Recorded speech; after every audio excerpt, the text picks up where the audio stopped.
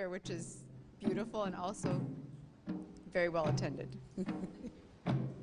So I'm going to introduce, this is Professor Yan-Yun Chen, who is a scholar and artist, a professor at Yale in NUS in Singapore, and has done a lot of work on artists in Southeast Asia. We're going to just give a very kind of short overview over this publication, SEA, Contemporary Art in Southeast Asia, that we just put out now. We're going to leave the map side, the page with the maps open so you can put this around too.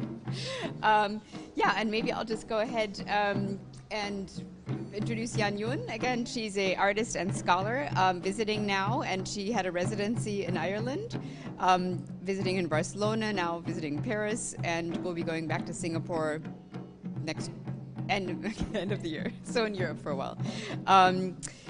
And yeah, Yan-Yun will be talking a little bit about different works that are represented in the works by artists that are represented in the book, and maybe I'll just hand over the microphone to you.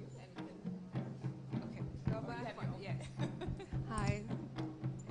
It's working? Hi. Thank you for having me, and thank you, Kirsten, for inviting me to this book launch, and congratulations for the beautiful book. And I'm really excited to be here to sort of introduce a couple of artists and also all the contributors for the text. And you would see, for those of you here, you're seeing one of the artists that I'll be talking about shortly. Her name is Melati Suryodarmo from Indonesia. And I'll talk about it a bit more just in a bit. And sorry, can we go to the next slide? Thank you very much. So yes, and Kirsten, you have to introduce yourself. Yes, well, okay. I'm Kirsten Weiss. I am the founder of Weiss Publications. We do books connected to art. We have a kind of approach that we would like them to be accessible and offer new audiences an opportunity to see different things. So we also we did a book on Faith Ringgold, on her work of the 70s. We did a book on Helga Paris, on one specific, it's a German photographer, on one specific series of women that were photographed in a factory in 1984. Now we're re-editing books from the 1970s. One is called The Ideal Communist City, the other is World of Variation. So we're really interested in kind of growing audiences for books or for topics like art from contemporary art from Southeast Asia, which is incredibly interesting and varied, and it's wonderful to see so many works at this fair. But it's, again, a lot of these artists are just not well known enough, and we're very happy that we can introduce works like this through our publications. So that's really our kind of our goal to work on these. So we're based in Berlin and in New York, and yeah, this was the book that we just published just now. Yes, and here we have it, front and back, and it's beautiful in this orange. And these are all the writers and editors for the book. And would you like to give a quick introduction? Yeah, so I think we'd also talked about, you asked me previously, Yan-Yun, how this book came about. Yes, so one thing, the book has 3 editors. It's Utemete Bauer, Corinne Owen, and Boon Huy Tan. Boon Huy Tan I met when he was still the director of the Asia Society in New York a few years ago. And can we go to the, we can't go back. Yeah, we can. Yeah, we can go to. Exactly. So I'm just going to, Yes, exactly. Well, sadly, so this is the important part. Sadly, sadly Boon Huy passed away, but he was the one that initiated this book. So he's been very dedicated. Again, he was the director of the Asia Society in New York when I met him, and he's very, very dedicated to, again, bringing a larger audience to art from Southeast Asia. He had moved back to Singapore just 2 years ago, actually. There he is, yes, and this was something that he'd been wanting to do for a long, long time. And I was introduced to him through Andreas Theo, who runs the Institutum. The Institutum is a nonprofit in Singapore that also focuses specifically on connecting Southeast Asian artists and the Southeast Asian art scene with the contemporary global art scene. So that's something that they do a lot of work on. They are doing projects right now, for instance. There is a residency at Gasworks in London, specifically for artists from Southeast Asia. Right now, they're inviting Malaysian artists to come to London and do residency there. They're commissioning works by Southeast Asian artists for the Gwangju Biennial. So they really do a lot to kind of connect Southeast Asian art within the kind of global art scene. Another nonprofit in Singapore that also supported this book is Art Outreach Singapore, who works a lot with artists locally. So, you know, they support artists in their practice, also support art education, going into schools, you know, all these kinds of things. So those are the two groups that really supported this book, again, initiated by Boon Hui. And the Institutum is a co-publisher, and Art Outreach.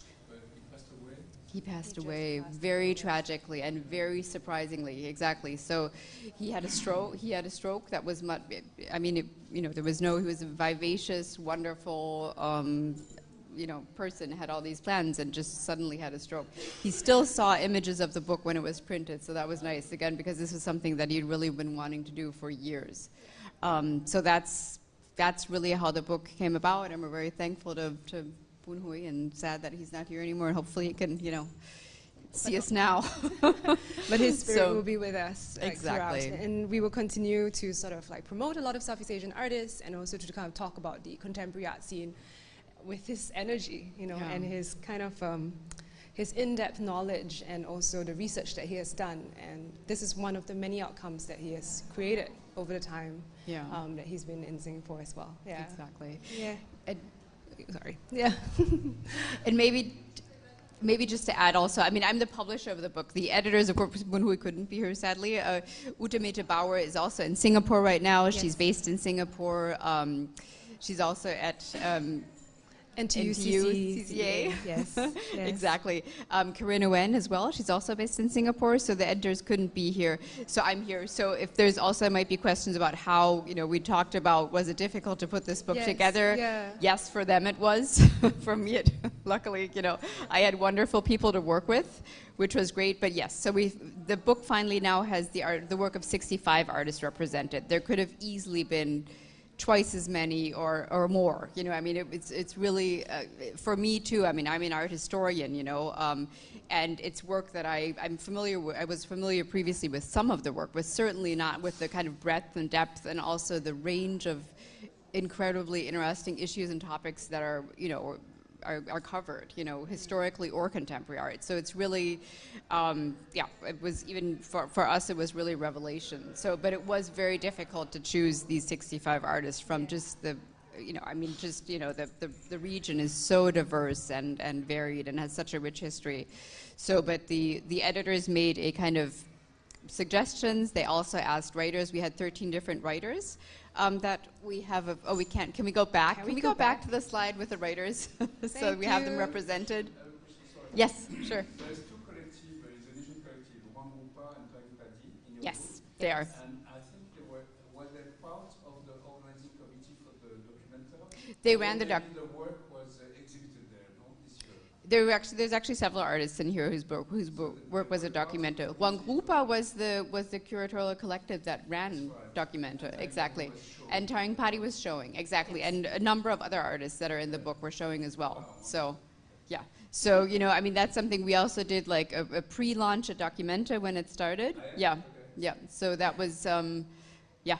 And then there were, I mean, you know what the different conversations, you know, and discussions were. It's, you know, for us, we're saying it's very, it's too bad, right? Because the work specifically weren't really discussed that much anymore, right? So, you know, and again, I mean, this is really just an entry point, this book, right? For us, it was important to kind of get this out, and again, just, you know, and we were glad that it was distributed at Document, right? Where it's wonderful to have it at a kind of venue like this in Paris, just so that people that really don't know, you know, even if they are within the field, you know, there's just so much more to know, and just to kind of gain entry, right? So again, we had the. Now we're at the editors. Do we have the it's the one with all the writers faces. here with all the photos? Number 5, exactly. Thank you.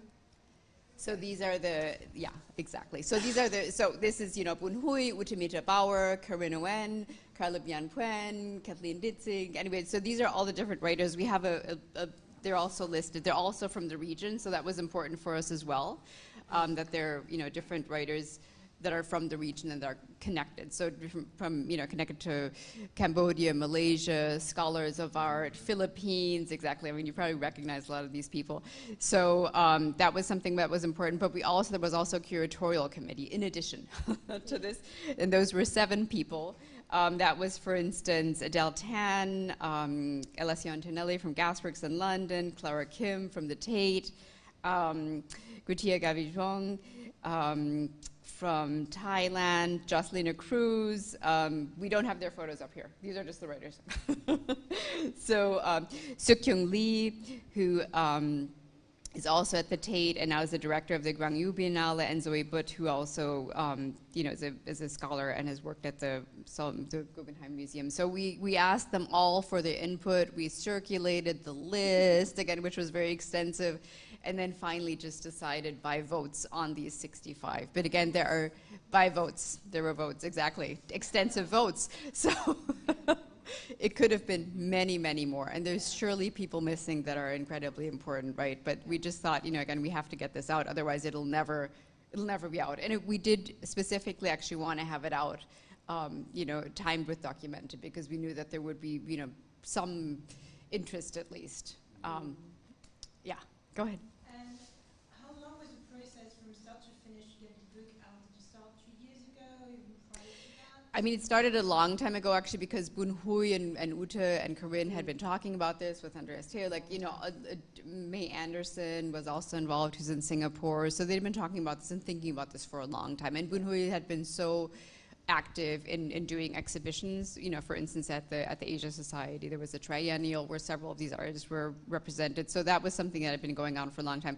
Getting the book out was actually, we had to do it fairly quick. So I had to be really German and tell everybody there's deadlines and stuff like that. So, Yeah. so we, in the end, I mean, there was a lot of thought that had gone into it. And of course, like with all these people that had so much expertise, right? They've been working on these artists and these kind of practices for decades. Carla Bianpuan is really, from Indonesia, is a wonderful expert on a lot of these works, right? And knows them in depth. So again, there's all this collected knowledge and experience of decades, but the actual making the book had to happen quick, because we're thankful that we got it out quick. But we got it done pretty quickly then. There were things that could have slowed it down. For instance, so there was, the artist selection. That's one that was difficult, right? But we had to have deadlines, and votes. And then we also, for instance, we had the brilliant idea, like me and my designer and my co-worker and editor, we had the wonderful idea to do a bunch of infographics. So we ended up with one infographic, which is a map, which we insisted on, because then we wanted to do something on religion. They said, no, that's too complicated, that's ridiculous, you can't do that, you can't simplify it. We want to do something on religious traditions in the different areas, and they said, no, too complicated, we can't do that, like language, everything. So then we again, we insisted on the map. For people like me, for instance, I'm sure probably most of you know the region better than I do, but for us it was important, for the audience that we want to reach, that there is kind of an entry point. These are the countries that we're talking about. This is where they are. This is their relation to each other. So that was something that was important. This actually took really long, this map. Because of the, again, it's always complicated when you think about geography and politics and history and those kinds of things. So, Yeah. But I think generally it was pretty quick in the end then. It's really good because some of the authors are also journalists, art critic, and they've been covering most of the exhibition. Exactly. I know some of them, they've been covering each exhibition. Yeah. Very well. Yeah, no, we really tried. And again, we also, I mean, just like in the design, you can see so we've highlighted so the authors are also, highlighted as well, like as authors from the region, because we also want them to kind of gain more,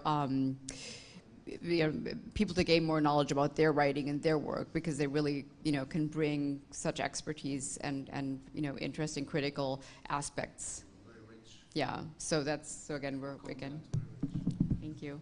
One of the fun things in the editor's note about the book also was the fact that, you sort of use the book as a kind of portal of kind of entering the new space. Entry point. And also the way the names were kind of categorized, because it was kind of, different parts of the region. You would have the surname first or the surname later, or, some of the artists do not have surnames. So how do you kind of list the different artists? So how did you end up doing that? We did it alphabetically by first letter. So if it's the first, there's a lot of collectives too, of course, right? Which is something that, you know, for a lot of kind of, I mean, this is something that's really interesting, right? Historically, there's been a lot of work by collectives in Southeast Asia, which, you know, kind of in Western Europe, United States, it's something that's considered new or something, right? But in Southeast Asia, it's something that's very common. So again, there's several collectives in the book as well, but we just did the first letter. It's either if it's first name, first letter of your collective's name, we just did that alphabetical order. Yes. Yeah, I think it's a Yeah, exactly. so what else we did, and what else we did in the beginning, again, this was when you know, the designer and you know, was still working on it, he had the countries right here, right? He'd have, you know, whatever, you know, Malaysia, you know, so whatever country, he'd had them listed here, and then we also were like, no, that's too restrictive.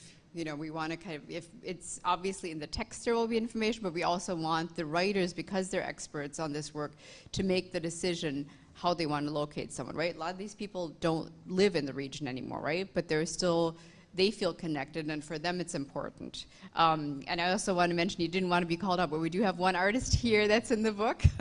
So prevalent in this work, because there's so much kind of exchange, you know, internationally within the region, with different materials, processes, and that's exactly what you're doing right now, you know, and that's something that we really have with almost all of these artists. It's really so complex. And again, we just decided that we would let the writers kind of, you know, decide, they know best kind of what aspect they want to focus on. So again, this is an example right here of somebody that's really kind of working internationally, you know, and yeah. There's two Cambodian artists in the book, no? Is Saret and you? Only two. I think there's only two. There's only 2 artists. Yeah, exactly. Only 2 artists in the whole book. No, there's more, but they're the two best. So that was just kind of like a general overview, but I would love for Yan Yun, who has done a lot of work also, who's, you know, a scholar from Singapore, to talk about, there were a couple of artists that stood out to you as an artist and as a scholar, and specifically the women artists that you wanted to focus on. So maybe if you want to give a quick, I know everybody here knows these artists. Yeah, I know. Yeah, I just kind of think. Can you give it a little bit of an overview? Of course. And I'm really just kind of choosing artists that I love, just to, you know, in a short, condensed way, sort of introduce part of their practice and the things that they work on, the questions that are interesting to me in their own works. And so I'll just keep it really short, and I'll talk about just one work from each artist. And so we will begin with Malathi. So Malathi, you saw a little clip in the early part. We wanted to let it just run a bit. And what the work you see here is called Exergi Butter Dance. She started it in the 2000s, and she's been repeating this performance over different times in her practice, also as a way to encounter her own body. But more importantly, she's described this work as learning how to not fall. You know, it's about trying to figure out what it means to be in this state of trying to keep balance, which is where the term exergy comes from, which is from thermodynamics, is the amount of energy needed to keep in balance. And so for her, all you'd see in this 20-minute performance is her dancing very slowly, but at a time as the butter, you know, kind of melts, she would slip, and she would try her best to keep maintaining her poise and maintaining her pose and continue the performance. I think what's really interesting as well is when she was asked, like, why butter? Like, why would you use butter of all things? And she said that in Indonesia, she doesn't consume butter. And when she moved to Germany, she started to really enjoy eating butter, but then her body reacted badly to it. And so she was thinking about this idea of adaptation. What does it mean to be a migrant? What does it mean to adapt to a new environment and food? And so there's a need to kind of maintain balance in her body with the environment and also the food intake. She sort of kind of created this performance. Very simple, only 3 parts. It's just her dancing, falling, and getting up again. And so, but as you watch it, you sort of really feel for her. You know, at first, the first fall might look a bit funny, and then you see her fall again and again, and then you see her, you know, standing up. And it's kind of a show of determination and her will, and also the changes in states of movement and body. And this is one of the works that I really enjoy. And I know, Kirsten, you love Malathi's work as well. It's also interesting, again, like what you mentioned, she moved to Germany, and like a lot of these artists really kind of travel naturally. So she actually studied in Germany, in Braunschweig, and then, and still actually comes to Europe quite a lot. So this is another work which actually has a German name. It's called Kleideraffe. So it's an installation that looks like a palm tree, but she's actually hanging on this palm tree of kind of clothes that were thrown away or something like that. So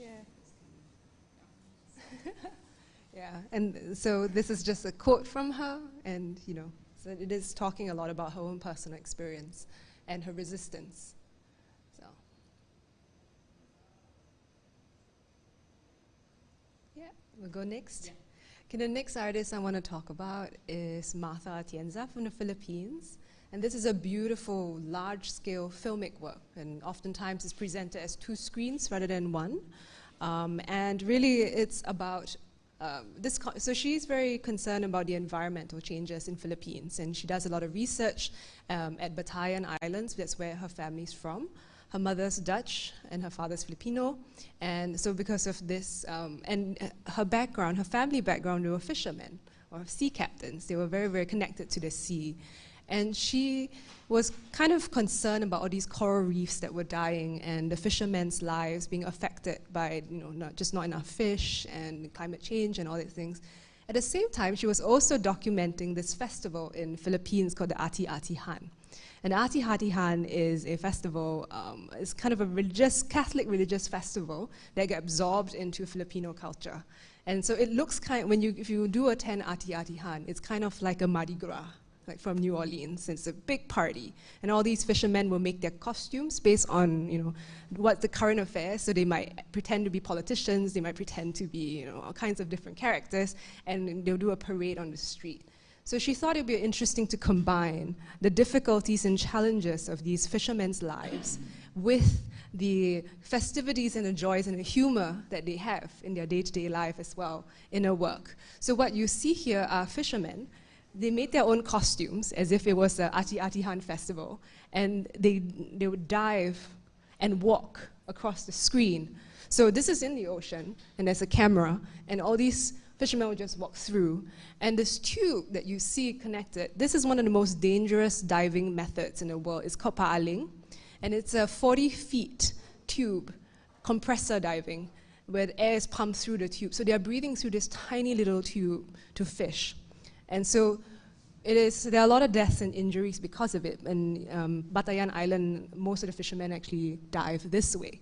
So she combined these 3 different elements: the challenges of the lives of the fishermen, the technique of diving, and the festivities to make this kind of slow motion film of people walking by the screen. So I think in terms of combination of a very serious topic with a very light touch, and a very beautiful aesthetic, and this is kind of like Atienza's way of approaching a lot of her film works. Yeah. Okay. And Martha Atienza, I just saw her films recently, so she's getting a bit more kind of like exposure as well. Yes. Right now. Yeah, her works are traveling quite a bit, and it's very exciting to see how different audiences around the world are kind of taking to her projects and her ideas and her approach of journalism combined with artistic practice. Yeah. Well, and also this aspect of environmentalism, right? Again, which makes obviously complete sense in the region, which is now something they've been dealing with for decades. Again. Yeah. Yeah. I guess next artist, this is one of the installations of her works, and this is what you would see. They're really huge filmic works. And that's the Yolanda Survivor. That's the costume. Okay, and the next artist we want to talk about is Myrniasi from Indonesia. Myrniasi is an artist. She passed away very young at age 39. And at the time when she was practicing, people didn't really know her. So it was almost post-mortem that she became very, very famous. And she's an artist with no education, no artistic training very much. And her life story is pretty dark and difficult. So I will just talk a little bit about it. So she was raped as a child by her family, and she became a domestic helper at age 10. And so she was just kind of moving around with families that hired her to take care of the kids and everything. And so when she went back to Bali at some point to get married with her husband, she found out that she was actually barren. She couldn't have kids, and her husband wanted to take on a second wife to have kids. And so she was considered one of the first women in Bali to file a divorce, because women do not tend to file divorces because of property rights and assets and all that kind of thing. So she's one of those women who just did what she wanted, and she just went for it. And eventually she settled down with an Italian painter who supported her in Bali. But actually, no, they weren't in Bali. They were in Ubud, yes. And she started painting these images of her own sexuality, her sensuality, the joy of day-to-day life. And they're very stunning works. They're not very big oftentimes, but they sort of presented her way of viewing the world. And it was very different from the other artists who were practicing in Bali at that point. So right now she's celebrated as a feminist icon, as an artist from Bali. And her works are kind of wacky and kind of surreal. They're fantastic and absurd. But it's also a sense of her bravery put on display as someone who was never really accepted in the art scene, but then, created her own story and her own narrative. Yeah. Yeah. 2004. Yeah, yeah. So fourth work, we'll go quickly. So this is Myrnie.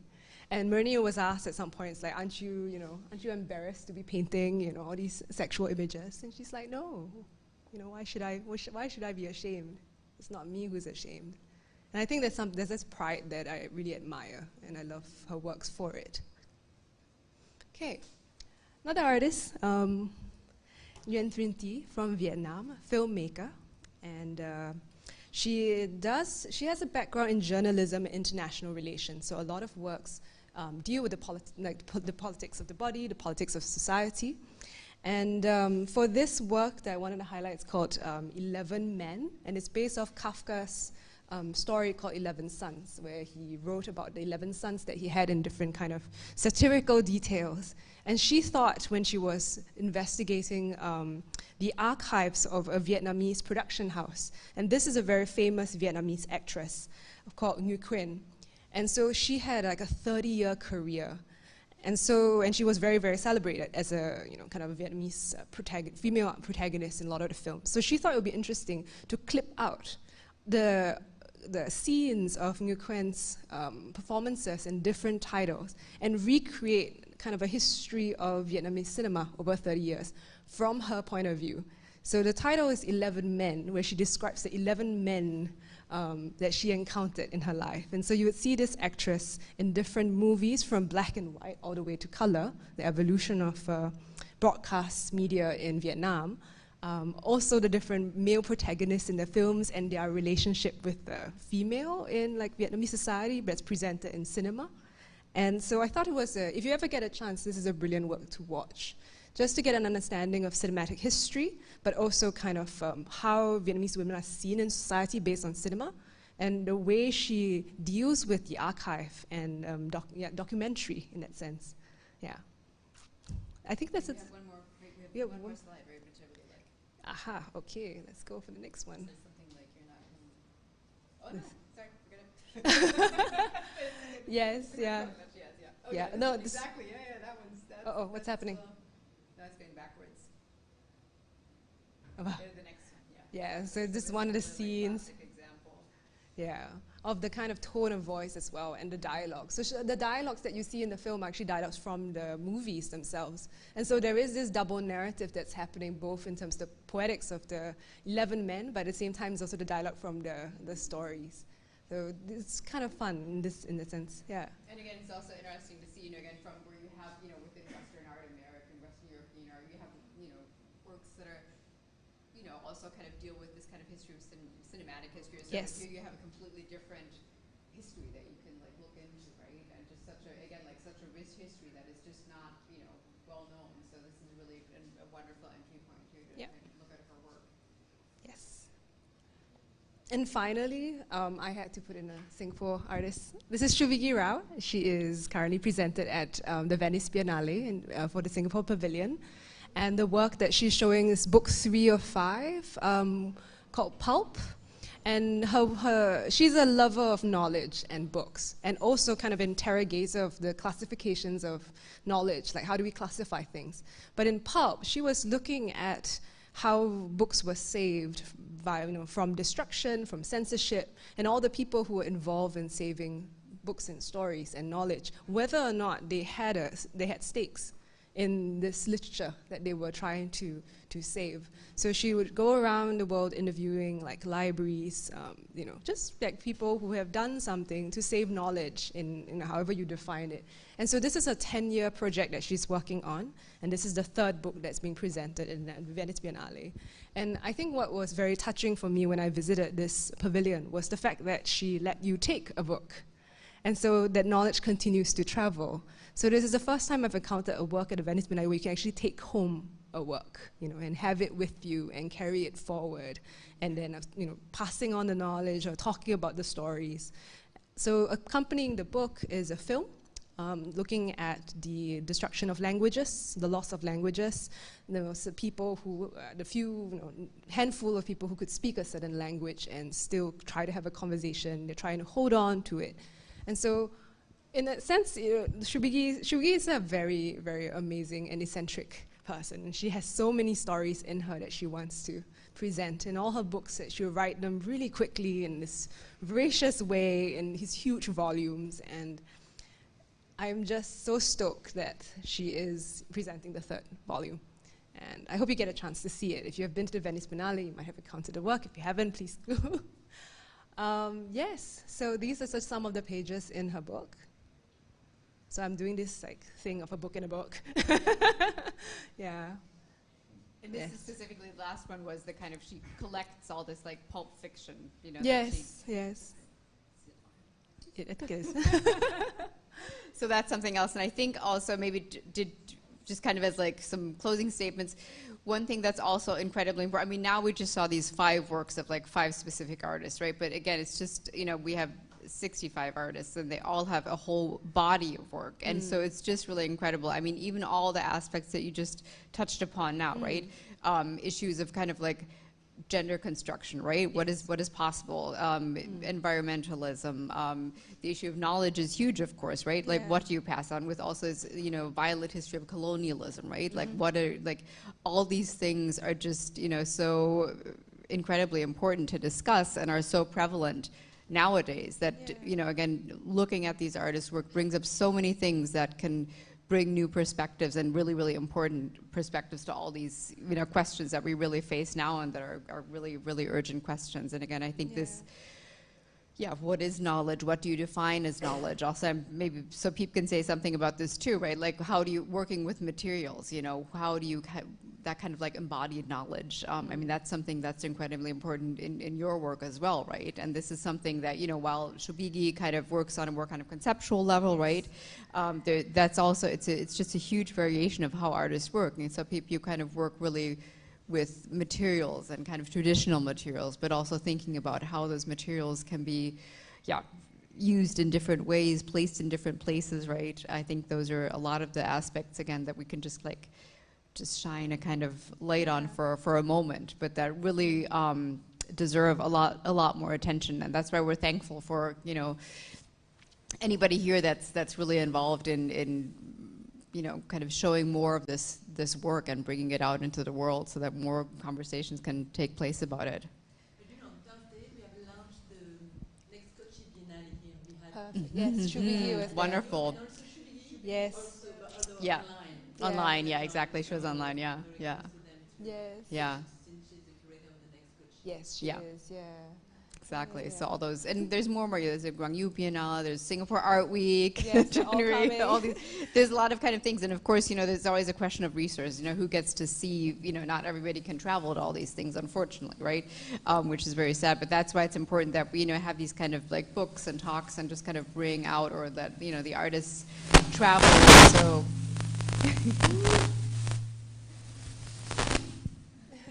It's okay.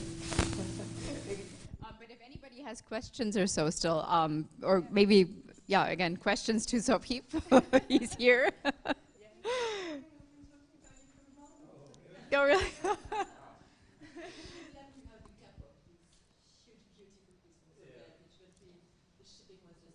Yeah. I appreciate the thought to bring it here. Another time. Exactly, next year. You can do the glass. Exactly, some glassworks that are just being made in Marseille now. Don't put me any Yeah, exactly. We'll have it here next year. Because Elizabeth is still residency in Marseille. Marseille, yeah, exactly. Glass research lab. Yeah. But maybe that's something, I mean, that really is interesting for us too, you know, that you, again, like how do you switch between working with different materials? I mean, it's important, maybe just, if you want to say a couple of words about that, it's just really interesting. Well, you know, I was a painter. I was a painter and trained as a painter because that's what I consider is the highest form of art, you know, because all the time you go to museums and you see all this great work, and there's just something about painting that's just so mysterious and complex. But I realized when I moved back to Cambodia 20 years ago that the life around me had no painting in consideration. It's not a country that have a rich art history in terms of modern art or contemporary art. So I realized that when I started to work with bamboo and rattan for the first time, I felt like I was a kid and just playing without, you know, having this pressure as an artist to create imagery, so-called communicate with the world was just too much for me to even put my head around, especially when you're living in a country that people have to actually do something to make a living and to always use their body, to always use their hand and their feet all day long. So I felt like making a painting in a room, thinking of some crazy concept was just not going to make it for me. So I had to find something that is more physical. So that was the reason why I started making sculpture. And I didn't have any notion of what sculpture was. And the reason I started with bamboo was because it was just, I mean, rattan was because there was a rattan, people who makes chairs and shelves, and which I use all the time, and the cheapest thing you can buy. And so I thought if they can make it doing that, I can use that to make art too, perhaps. So by just way of complete accident, I became a sculptor overnight. But I think, I mean, what you mentioned, I think this is something that a lot of the artists, you know, that we have in this book, there's a very conscious thinking about your own practice, right? Which is a lot of times, you know, yeah, if you like, you know, grow up. Well, to me, material is a knowledge. If you're going somewhere else, you know, and you're Yeah. coming back thinking about what is labor, you know, and how do I associate with them. I think that's something that's really interesting about these artists in particular. That specific, sorry, yeah, conscious thinking and conscious placing oneself within history and within one's place and you know, a kind of an in-depth thinking about that, which you don't always have if you don't need to do that. Yeah. Also, Boon Hui mentioned, right, there is this context that we have to learn about when we get to know a lot of the artists in Southeast Asia, just because of the differences in politics and history and, you know, colonial history in particular, and how the artists are responding, and how the younger artists are also taking on some of the burdens from their senior artists, and how then they dialogue with the contemporary scene, the access to internet, now NFTs, you know, all these different technologies that are also evolving. So I think it's really interesting as for a book, as a portal, not just to get to know names and artworks, but also learning different contexts and how they respond to each other, and how across different times and different places, the similarities and differences between the artists as well as their practices become very lively as you read through the book, just because of the way it's categorized. It's not categorized by country, it's not categorized by themes or topics or, you know, certain ways of filing artists just so that it's easier for you to access. No, this is different. This you have to kind of put in the work to sort of get to know, and I think that's the brilliance of having a book like this, you know, knowing the artist, reading it in a different way, or even reading it non-linearly across the book. Yeah. And I think also the work is very multifaceted. Like we realized at some point but at some point there was the idea to kind of sort it by issues, you know.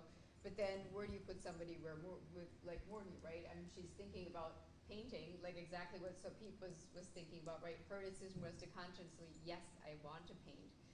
You know, issues of gender, you know, where do you where do you place that, right? Where do you put Marta Atienza? Yes, it's environmentalism, but she's also just very interested in kind of like history of place and colonialism. So, you know, that's the really interesting thing about, you know, obviously about the entire region, but also about the artwork. It's very, very multifaceted, you know, just like you were saying about your work. There's just many things that you feel like you have a responsibility to address, which makes it difficult to make, but again, really incredibly interesting from many different viewpoints.